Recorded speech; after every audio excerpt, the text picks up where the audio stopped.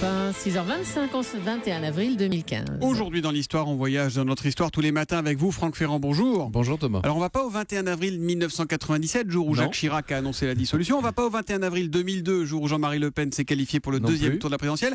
Alors à quel 21 avril nous emmenez-nous, mon cher Franck? Un autre 21 avril, celui de 1918, jour où le célèbre Baron Rouge est fauché en plein ciel. C'est un aviateur, ce Baron Rouge, si je me souviens bien. Et pas n'importe lequel, on appelle le Baron Rouge Manfred von Richthofen, un Allemand qui a fait des ravages dans le ciel de la Première Guerre mondiale à bord de son légendaire Fokker DR-1, un triplan rouge vif. Et il vient d'où ce Manfred? Oh, il est issu de l'aristocratie prussienne. Sa formation militaire a commencé quand il avait seulement 11 ans.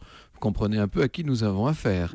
Au début de la guerre, en 14, il est officier de cavalerie, avant d'être affecté à sa demande à la toute nouvelle force aérienne allemande, ancêtre de la Luftwaffe. Il faut bien comprendre, Thomas, que c'est la première fois que des avions sont utilisés dans des combats à l'époque. Jusqu'alors, on s'était servi d'aéroplanes éventuellement pour des observations militaires, mais depuis peu, on a compris l'importance du combat aérien. Manfred von Richthofen commence en 1916 sur un biplan, un Albatros, c'est-à-dire un avion qui a deux ailes superposées, si vous voulez. Il dispose d'un don phénoménal et dès le 23 novembre, il abat un as britannique, Hawker. C'est en 1917 qu'il va choisir son fameux triplan rouge vif. Alors, je suis pas un très grand spécialiste, mais quand même le rouge en matière de tonalité de camouflage, on a fait mieux, non? On a fait plus discret déjà. Ça, c'est certain. Richthofen n'a pas l'intention de se camoufler. Au contraire, il veut servir d'appât.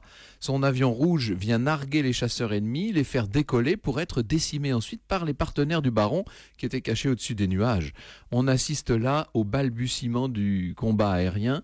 Ces pilotes, il faut le dire, ont l'étoffe de héros avec ce que ça peut comporter de suicidaire.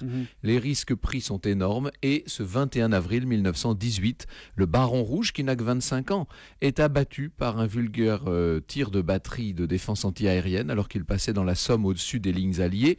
Ce sont des soldats australiens qui l'ont touché par balle à la poitrine.